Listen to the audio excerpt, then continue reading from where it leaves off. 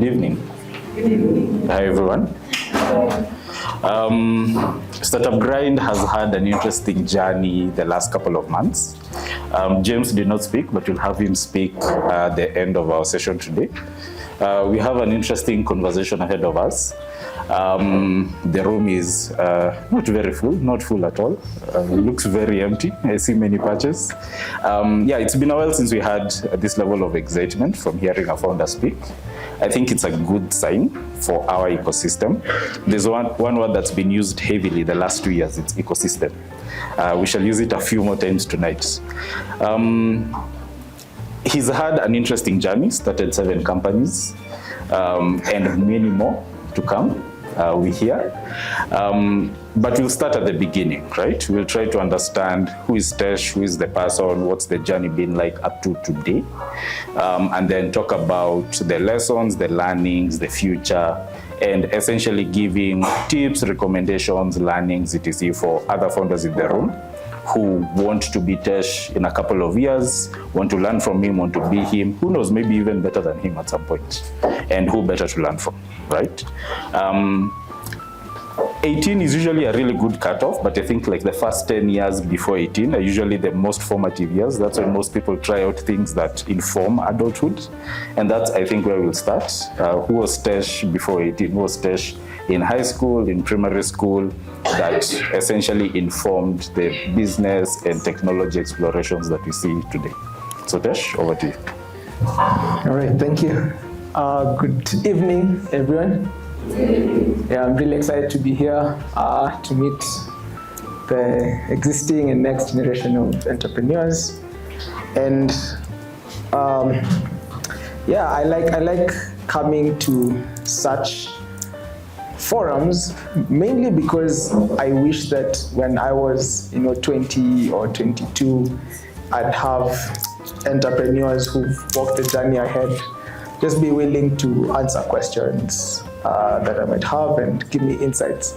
I think that helps make the process shorter and less painful because I wouldn't want you to repeat the mistakes that I've made. Yeah, so I'm excited to see all of you today, and I look forward to telling my story, but more so answering like questions that you guys have so that it can be as insightful as possible. Yeah, so fast forward to the first question you asked. I'm Kenyan. I was born in Nairobi. I grew up in a place called Ngong. You probably all know about it. I came from a very stable home. I went to the same primary school, like from kindergarten all the way to class 8. I went to the same high school. So a small school in Athi River called Mutubani Academy. And then I went to UON to study computer science. But before that, so maybe I'll say what prompted me to study what I studied and what drove me to be an entrepreneur. So I remember when I was like in primary school, my mom was an entrepreneur. She still runs a legal firm, a law firm. So we'd go to her office during the holidays, and I'd just see her like attending to clients, and then she'd take me for lunch and then come back. And I noticed a very big difference between her lifestyle and her friends, who over time I learned were employed. So I realized that there was a sense of freedom. So that's what I thought about entrepreneurship initially, because she told me I run a business. So I started linking business to freedom. But I think that's the biggest myth. I only learned when I grew older and started running businesses that there's no freedom in running a business. It's the most hectic thing you can choose to do with your life. Yeah, but that, I think there's a spark that came when I realized that entrepreneurship comes with some level of freedom, choosing how you spend your time. And then while I was in high school, I went home for midterm.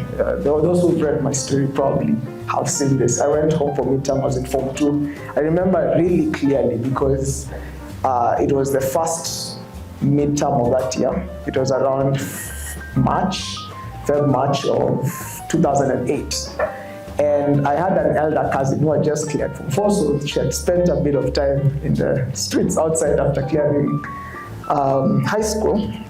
And the first thing she told me is that we need to get your Facebook account. So that's the time Facebook was really like kicking. Everybody was joining Facebook, and then you'd invite all your friends from high school, and that was a thing. For those who are my age, you might resonate with that point in time. Facebook and then Twitter came. And for me, what was interesting is the minute she helped me set up a Facebook account. So it was open a Google account, a Gmail account, so that I can open a Facebook account. The day I interacted with Facebook, the first thing that came to mind wasn't, okay, this platform is cool and I want to connect with my friends. I was like, who built this thing? Like, this is so interesting. So I think my creative side was really awakened, and I felt that I wanted to be building such things. And that's when I made this decision and said, like, whatever people study, to be able to build such stuff is what I want to study. So that's the day I decided I was going to be a tech entrepreneur, and I started like really digging deep into all the stories of tech entrepreneurs. So that's me. What's the unique connection you find between tech and design and creativity that most hardcore devs, I find, don't really appreciate or connect? And how does that translate into building software for you right now? Yeah, really good question. I think there's a meme or a joke that a lot of us have probably seen in the tech space that talks about first-time founders focus on product, second-time founders focus on distribution. So I think the unique thing for me is, over the years, and the connection between tech and any other business, is that sales, marketing, distribution, storytelling, all these other things are as important or even more important than the technology itself. So when it comes to the creative side, I think building a business is design, essentially, because you need to design a product, but more importantly, you need to design how do you get users to your platform. You need to design all the processes around building a company. It's not just about product and go to market, it's about who builds the company. So you need to design, HR processes, your ways of working. You need to design how you market, your go-to-market engine. So I think there's so much, essentially, to be an entrepreneur, the number one skill I think you need is it's not even it's a skill because you can hone it, but it's creativity. That's interesting, because I think that also applies in certain ways in technology. So there's a lot of, structured rule following that you have to do. But so many times, even in the software, you have to be really creative to figure out new solutions, whether it's saving money, whether it's being more effective, how do you simplify the product for the user. And I find that's so important in so many entrepreneurs who had a small design inkling when they were young, and that rolls over into adulthood, right? Where you find you have to connect a lot of unstructured thoughts. And there's this really powerful quote that says, everyone is a genius, but to beat a genius, you need to be diverse in your thinking, right? And you have to be unstructured and bring all these unique thought processes together, that 1 + 1 may not just work. And what that, I think, creates for me is an interesting path around exploration for you, right? So before your first potentially big businesses, CloudXP, Mesozi, and Marketforce, there were a few others before that, that essentially, I think, lay the foundation for being resilient, determined, and etc., and saying these other ones must succeed. What were those businesses that didn't make it on LinkedIn, and what did they do? Oh, fantastic question, and I think it's really good question for this audience, because many people don't see those failures, those trials. I remember when I was in campus in second year, we needed to do a project. So by then, I had already started a business in graphic and web design. it's the primary skill like you learn if you're going to go into comp science. You need to know how to build a website, you know. And I remember in second year was the first time we programmed an application, like a software project.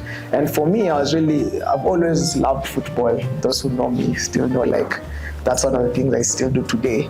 And we built a platform. Which team? Please be careful. Okay. Are you an Arsenal guy? No. I follow basketball. I'm sure. You don't like heartbreak. Yeah, right? This conversation just became very rough for half the people in the room. So I think half of the people will understand how I'm an entrepreneur and how I'm still surviving. Yes. I'm used to pain. Difficulties. Yeah. Yeah. So anyway, so we built a platform called Troopers. The whole idea was connecting the best talent on the continent. I'm sure if you followed World Cup and Premier League, La Liga, all these leagues, you'll see there's a lot of talent from the African continent, but it ends up playing for France and England and all this other.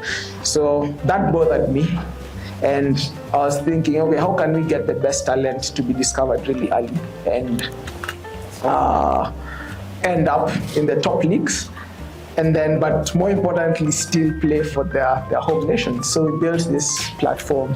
And as you can imagine, the biggest challenge we had was, how do we show the talent? So we realized it would be very expensive to go to Kariobangi and all these places and take footage and then be able to expose the footage. So that was one of the ideas. We took it to market. I remember taking videos with our phones and actually literally uploading them. But it never took off for obvious reasons. When we cleared campus, my fourth year project was called Tenderpreneur. It was a procurement automation platform. And how I ended up building this was, we used to do web design gigs, and we'd apply for tenders from Gava, organizations, all these things you see on the newspaper. So we realized that the tender application process was very manual. So the version of tech I knew was take things that are just being done with pen and paper in the manual world, build a software that automates, and then you're in business. That's what I thought. And then that's the first time I realized that building product is not even half the job, it's 10% of the job. The most of the work is how do you acquire users.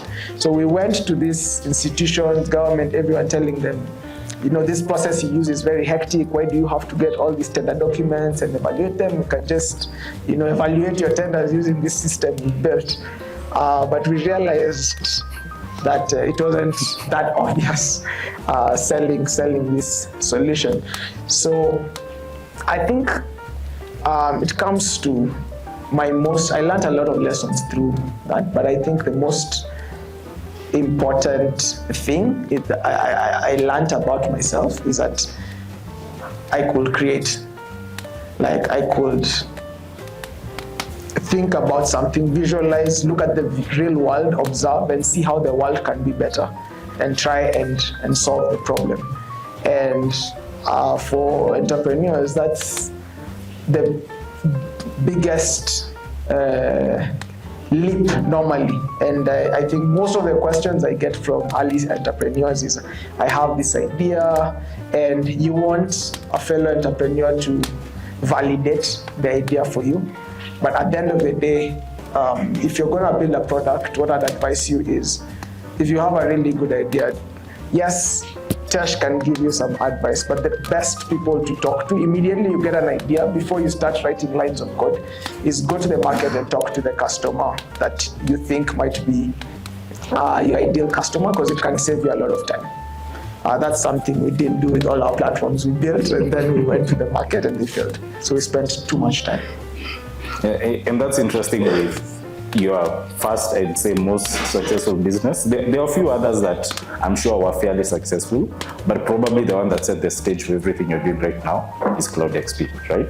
Okay. What was the initial understanding that made you decide, okay, let's explore the idea even, right? What made you say, okay, there's an opportunity in this space, we can execute?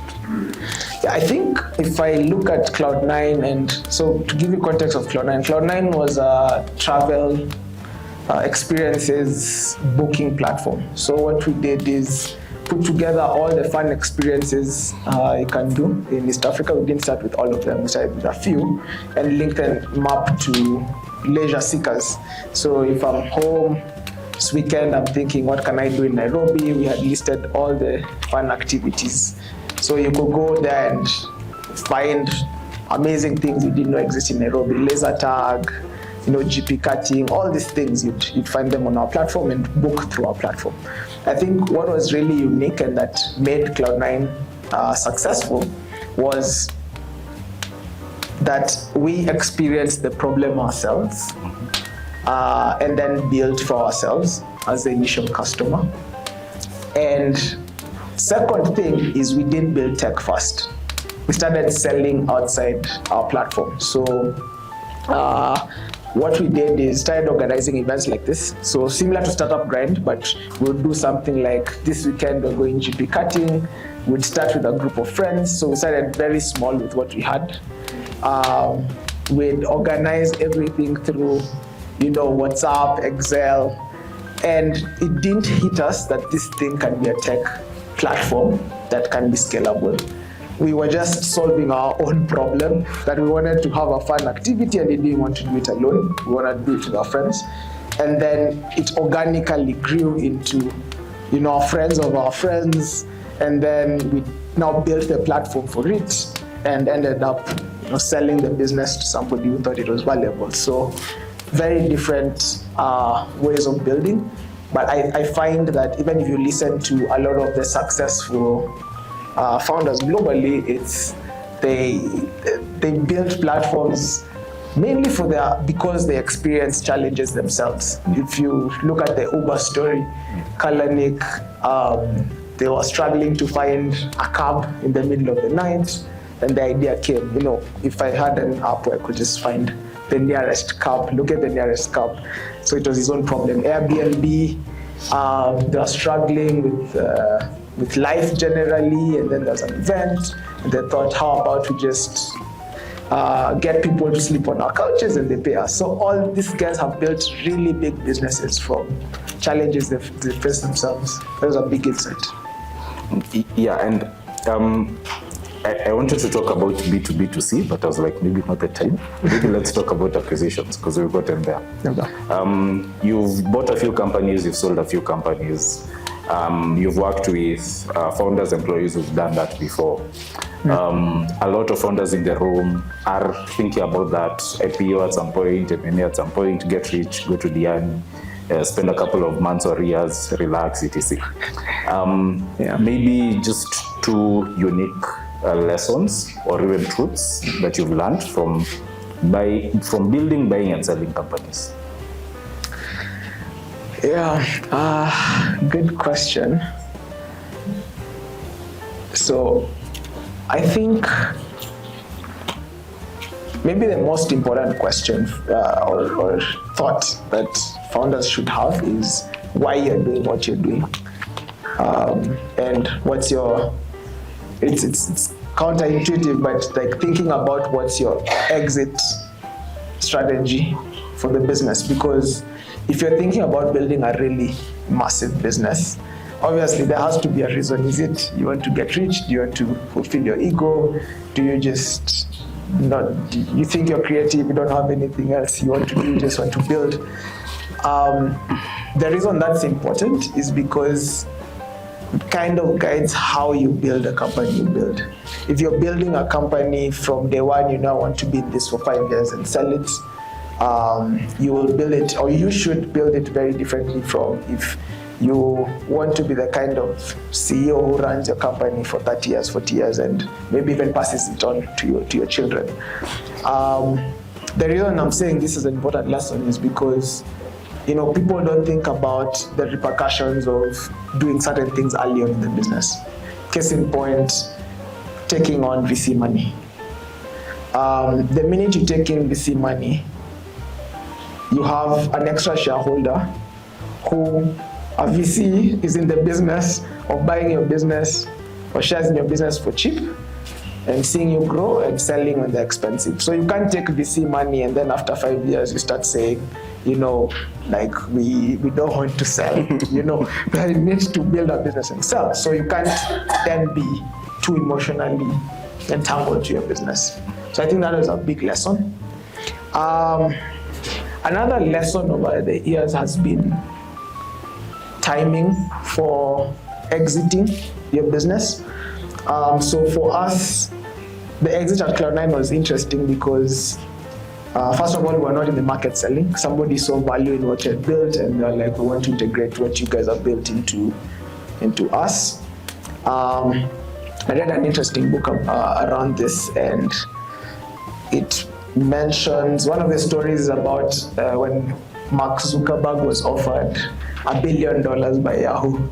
It was so much money, but he was very clear. I think the conversation with his board lasted less than 10 minutes. It's like, this is just a formality. We have this $1 billion offer. We're not going to take it. It just needs to end up in the minutes that, yes, we saw the offer and we didn't take it, right? The question is why? Because a lot of people would have taken that money. But I think the reason he didn't take it is there are two reasons he didn't take it. One is that he knew what he had built was worth much more than $1 billion. So if you're ever building the business and somebody sees the value and offers you money for it, you need to ask yourself if you've exhausted the value in that business. So if I'm offered $1 million, do you have a clear path to get this business to $10 million or $100 million? So that requires you to understand, why you're building what you're building. I think the other reason is courage. There's an interesting story which I probably shouldn't share here, but when we raised our Series A round of funding, I had an opportunity as a founder to sell some of my shares, but I didn't. Why? Is because I thought 1% of my business today, hypothetically speaking, just to give you an example, 1% of my business today is worth a shilling, but I believe I can make this 10 shillings. So as a founder, if you really believe that the purpose for what you're building, if not yet exhausted the purpose for what you're building, keep going at it. But you need to write covenants with your business from when you start, because that's what will keep you going. Of why are you doing this? Why are you building this business? So that when those offers come, when the challenges come, you're able to live through, but because you have principles, you know why you're doing what you're doing. Yeah, and we've gone into the VC story, which I think is so critical for founders here. Yeah. I get all fairly similar questions around raising the first round, especially. I've been offered this money, what do I do, etc. Yeah. I think maybe you set a really interesting expectation in your article early in the week, where you spoke about what is VC money good for, essentially, and what it's not, and how founders should essentially frame building certain types of businesses, right? So maybe you take 5 minutes talking about a small crash course. It has to be really small. What's VC money? What can you do with it? What can't you do with it? Especially for founders in the room that so many times are tech and sometimes just tech, and then non-VC money is coming to you and etc. So what is VC money for? How do you use it? What do you do with it, or don't you do with it? Okay, cool. Yeah, so maybe I think I can start by talking about VC type businesses. So to make this easy to explain, I think there are two kinds of businesses you can build. One is a lifestyle business, the other one is a venture type business. A lifestyle business is a business that can just put food on the table. So if I decide there's a market for selling chairs in Nairobi and desks, I mean, it's good. I can make a couple 100,000 shillings every month, or even millions of shillings every month. I can take my children to school. I can live somewhere nice and comfortable. But I don't expect that business to be a really big business, employ thousands of people and all that. A venture type business is designed not to just put food on the table. So it's designed to create a dent in the world. What do I mean by a dent in our world? Any lifestyle business most times is something many other people are doing. It's like a restaurant. If you start a restaurant over here today and shut it down, people will find the next restaurant in the next building and they'll eat and they'll move on. A lot of venture type businesses, highly ambitious. You have this idea that's probably not been done before. You think you can make an actual dent in the world, and I think there's so many examples we can name. I named some earlier today. That's why venture capital was formed. Venture capital is about investing. It's people who decide I'm going to find entrepreneurs, startups that want to make a dent in the world, want to build really big businesses, and they give you money. So fast forward to why and what type of venture capital you need to take. I'm trying to make this a crash course for real. Yeah. So I think you take different kind of venture capital at different stages. So pre-seed, which is idea stage. You think this thing can work. You haven't even built a product. You probably just talk to a few customers. You get a little money to test out the solution. So you build and then acquire your first few customers. Then you go to the next stage, which is seed, which is, okay, this is working with a few customers. Can we prove that this can be a business? Can we get more money? Grow it a bit. And to describe it in terms of revenue, pre-seed is before you do $10,000 a month. Seed is between $50,000 and $100,000 in revenue every month. And then by the time you're going to Series A, you've proven that this works and you can be profitable and big business. And I think what's very important is number one, realizing which kind of money is VC the type of money that you should be taking. So is this idea revolutionary? Can this be really big? Then you know this is the right money you should be taking. Number two, don't take money just for money's sake. Take money from people who can add value to your business, because either they invest in that sector, they understand, and they can add value to, whether it's your go-to-market or learning or licensing or something that you need in your business. So I think that's really just how you should think about venture-backed businesses. Yeah, and I think that's a perfect segue to Marketforce. Yeah. And I think especially, we've spoken before around the first few years of Marketforce, figuring out what the business was going to be and etc. Yeah. And you mentioned you did that a lot, especially at Mesozi. So maybe just a light interesting breakdown what Mesozi is, even for the founders in the room who might want to talk to you about it and pitch and so on. Yeah, so to be fair, I don't talk about Mesozi a lot because it's the first business software company we started in 2013. We were still in campus, and that's the venture we were using to do projects and then bootstrap. So we would build platforms, e-commerce websites, all this, get paid, and then invest in Cloud9. So Cloud9 was bootstrapped for the most part. We invested our own money into it. And then over time, one of the solutions we built within Mesozi was Marketforce.